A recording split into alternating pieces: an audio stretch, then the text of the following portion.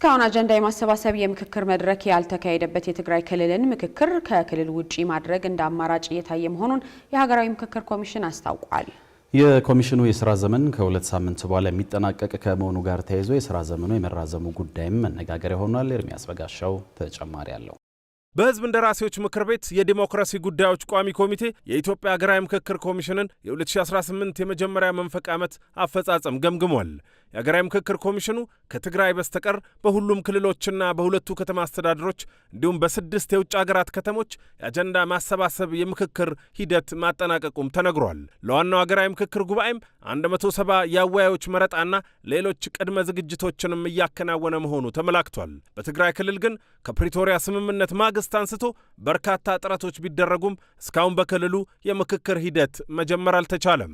በዚህ በጀት ዓመት ውስጥ ወይም 6 ወር ውስጥ ትልቁ ሐሳባችንና ግባችን የነበረው የትግራይን ስራ ጨርሰን በዚህ ጊዜ ውስጥ የጊዜ ሰሌዳችን ከመጠናቀቁ በፊት የናሽናል ዳያሎጉን እንጀምራለን ነው እቅዳችን የነበረው። ምክንያቱም ብዙ አበረታች አካሄዶች ነበሩ በትግራይ በኩልና ስለዚህ እርግጠኛ የነበርነው እናንተም ጋር ቀርበን ስንነጋገር እናንተም ጥር 10 ናሽናል ዳያሎጉን ብትጀምሩ ወደ ጥር 30 ላይ ትሄዱበት ስትሉን እኛ ደግሞ 20 ቀን ጨመርንና ጥር 30 ነው ናሽናል ዳያሎጉን ብንጀምር የካቲት 17 ላይ ተመራርቀን ብንለያይ ብለን ነበር። ግን እንግዲህ ሁሉ ነገር ፈጣሪ ነው። አንዳንድ ነገር ከአቅም በላይ የሚሆንበት ጊዜ አለ። የትግራይ ክልልን ምክክር በሚመለከት በቅርቡ ከጊዜያዊ አስተዳደሩ ፕሬዝዳንት ታደሰ ወረደ ጋር ከስምምነት ተደርሶ የነበረ ቢሆንም በተፈናቃዮች መጠለያ ጣቢያዎች የተፈጠሩ የሰብአዊ ቀውሶች ሂደቱ እንዳይቀጥል አድርገዋል ነው የተባለው። በዚህ ሁሉ ጊዜ ግን በኢትዮጵያ ብሔራዊ ምርጫ ቦርድ ከህጋዊ የፖለቲካ ፓርቲነት የታገደው ህወሓት አቋም ግን ሌላ ነው የተባለው። ህወሓት በዳያሎግ ያምናሉ። ቢያንስ ጥሩ ነገር የነገሩን መጨረሻው ላይ በኮሚሽኑና በኮሚሽነሮቹ ላይ የእምነት ችግር እንደሌለባቸው ነው። ስለዚህ ወትራስቹ እናንተ ላይ እምነት አለን።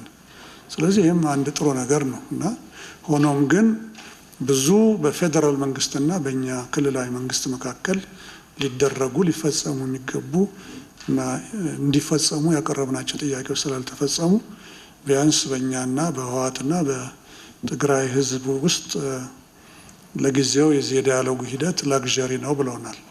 እንግሊዝኛው የኔ አይደለም፣ ከዛ ያመጣሁት ነው። ስለዚህ እንግዲህ ያለው አቋም ይህንን ይመስላል።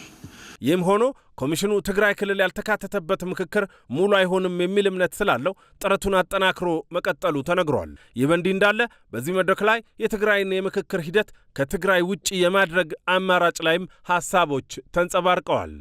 ለዚህ ሀገራዊ ምክክር ጉባኤ ላይ ተሳትፎ ፍላጎት ያላቸውን ወደ አዲስ አበባ ጋብዞ አዲስ አበባ ውስጥ ያሉትንም ተጋሩ ጨምሮ በዚህ ላይ ተገኙ ማለት ደግሞ ሁለተኛው አማራጭ ነው። ይህንን እንግዲህ የሀገራዊ ምክክር ኮሚሽን ምክር ቤት እንግዲህ በሚቀጥለው ሳምንት መጀመሪያ ላይ የሚወስነው ነው የሚሆነው። እየተነጋገረበት ነው፣ አካሄዱንም እየተወያዩበት ነው ያለው።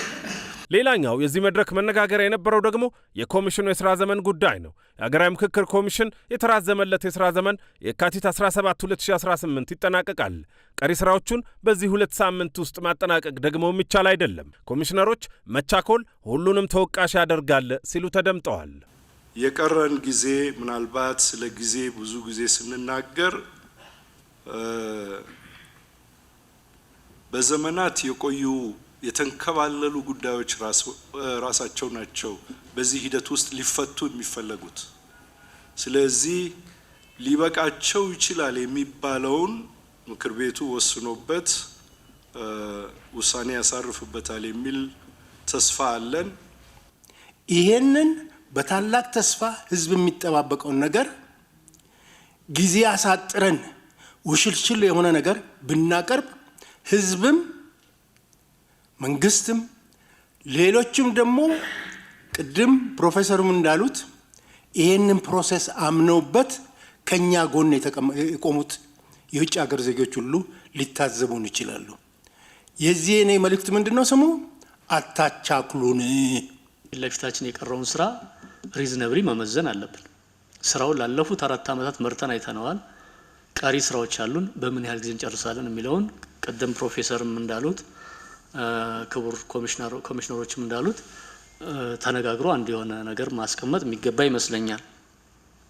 ተስፋ የጣለው ህዝብ በመዘግየቱ ምክንያት ተስፋው እንዳይሟጠጥ ከዘገየ እኮ የሚኖረውን ነገር መገመት ነው ጥሩ የሚሆነው። ተስፋ ከቆረጠ እኛ ያለን ተስፋ ይሄ ነበር ይሄ ወደ ግብ ካልደረሰ ብሎ ሌላ አይነት ነገር እንዲያማትር እንዳናረገው በቁርጠኝነት እንደጀመር ነው ሁሉ በቁርጠኝነት መጨረስ ያለብን ይመስለኛል።